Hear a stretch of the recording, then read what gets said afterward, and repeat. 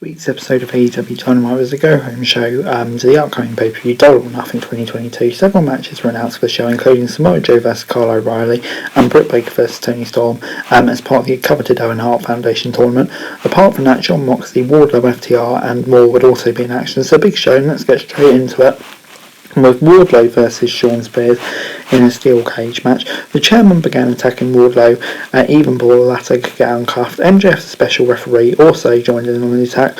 Shawn Spears and MJF just hit a double shoulder block, sending Wardlow face first into the steel cage. Moments later, Mr. Mayhem broke his cuffs and began attacking the chairman. Wardlow next hit a senton on Shawn Spears, but the Soviet refused to count. Just as Wardlow was going for the powerbomb, MJF attacked him from behind, allowing Spears to hit a C4 for a 2 count. Shawn Spears quickly brought chairs into play, but he accidentally ended up hitting MJF on the head with one, knocking him out. Following this new ref emersion, Wardlow dropped Spears with a series of powerbombs before firing one final one on the top of the steel chair to secure the victory. Post-match, Wardlow single-handedly took down the security personnel all by himself. And this was really good. 8 out of 10 for me. Really fun match. Kind of the inevitable ending, but the right ending at the same time. 8 out of 10 for me. Really good. And I can't wait for the match on Sunday. It's going to be brilliant. Backstage, the JAS assaulted a backstage employee with a champion hanging a fireball in his face before Tony Schiavone invited both Punk and Paige for a face-off ahead of their match at the weekend. The Second City Saint made it clear that he intends to walk out the pay-per-view with the world title on him. Hangman Page fired back by saying he couldn't take anything away from him and added that he wanted to destroy and annihilate Punk right now. Page, however, said he couldn't bring himself to do it. The champion then said he has no respect whatsoever for Punk and hasn't done since joining the company. In closing, Page said he would not only be defending his title, but the whole company against Punk.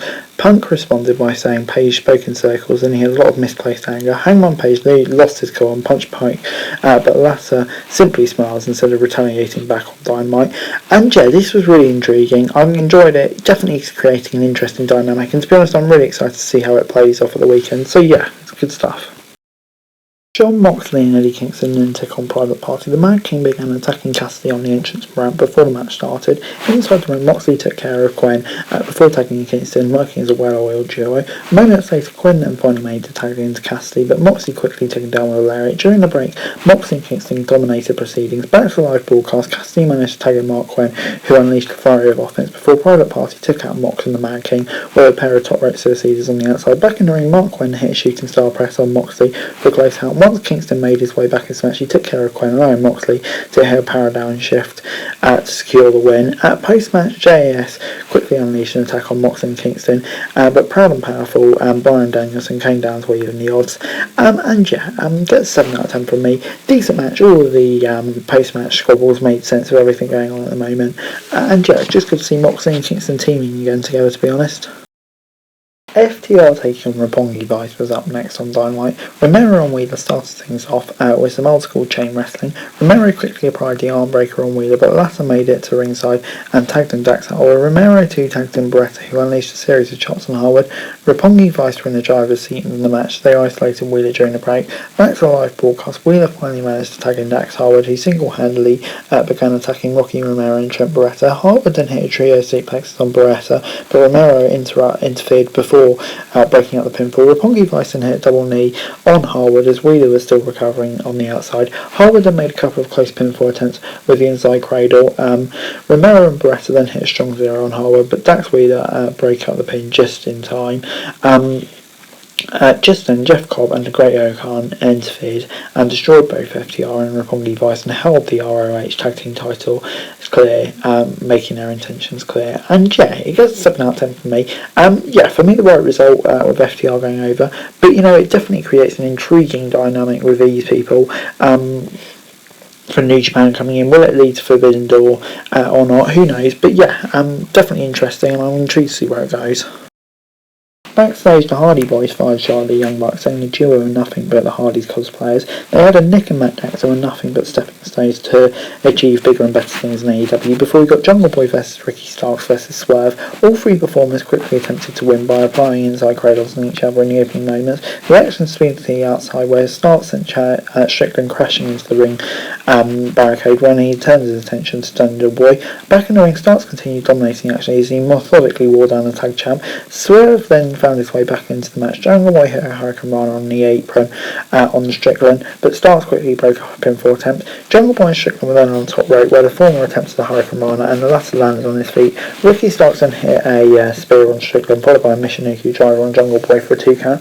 The former FTW champion poked Strickland's eye, but Jungle Boy quickly made his way back in and applied a snare trap on him. Strickland kicked Jungle Boy outside and hit a stomp on Starks to win. Post-match, Hobbs, Christian, Luchasaurus, Keith Lee joined in and the team started to brawl with Limitless One and Strickland standing tall. And yeah, this gets a 7 out of 10 from me. Really fun match. All the stuff afterwards was expected, but not bad at all. And yeah, I mean, like, it's just an intriguing storyline going on with Jungle Boy and Christian. It feels like it's slowly building up to something.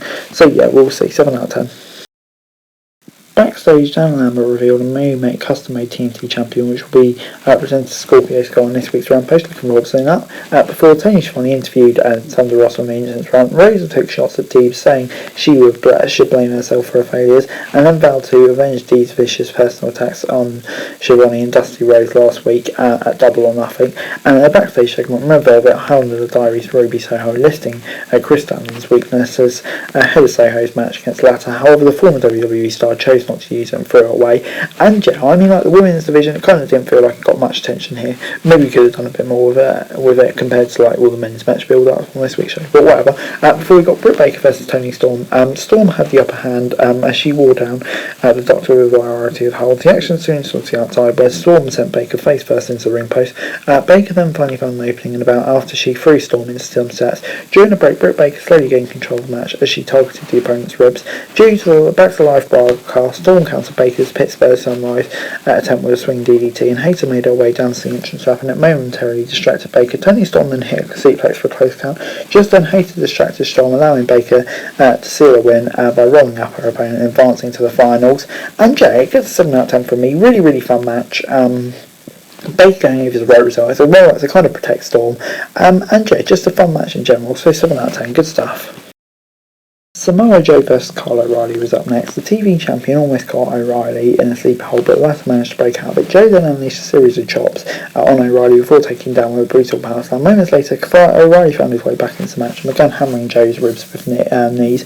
O'Reilly then hit a dragon screw and applied a cross arm breaker. The action spin to the outside where the Undisputed Elite member attacked Joe. The submission machine, however, retaliated by hitting a brutal right hand on his opponent and followed it by hitting a boot across O'Reilly's jaw. Back in the ring, O'Reilly again targeted Joe's weakened ribs to his advantage. Joe then executed a leg sweep, bringing O'Reilly down, after which he hit a perfect senton for a 2 count. Joe next attempted a muscle buster, but O'Reilly countered it into a Fujiwara armbar, though Joe finally managed to reach the ropes. After a flurry of exchanges between the two performers, Joe then caught O'Reilly in the sleeper hold, forcing him to pass out, allowing Joe to advance to the finals. Post-match, Adam Cole came out and they had a stare down as the show went off the air. And yeah, to be honest, I'm slightly surprised by this result. I thought we'd get an Undisputed Elite War, but even one would have been good. And yeah, a fun result. Had a bit of a surprise element as well. Really fun match. Joe going over. He's looking like a beast at the moment. So, on the whole, wasn't bad at all. I got an 8 out of 10. Overall, Dynamite this week gets an 8 out of 10 from me. Yeah, really, really love this episode of Dynamite. I don't think there was any real low on it, to be honest. From start to finish, just was really, really fun throughout. Lots going on. And yeah, just a really entertaining show. And did it get me more hype for the pay-per-view? That's the question that people ask. And yeah, the answer is it absolutely did. But anyway, guys, that's the video. Thanks very much for watching. Remember to like, share, subscribe. Remember to comment down below. Follow to the description for daily wrestling news. And subscribe to my channel. Subscribe, that would be greatly appreciated. Thanks very much for watching. Peace.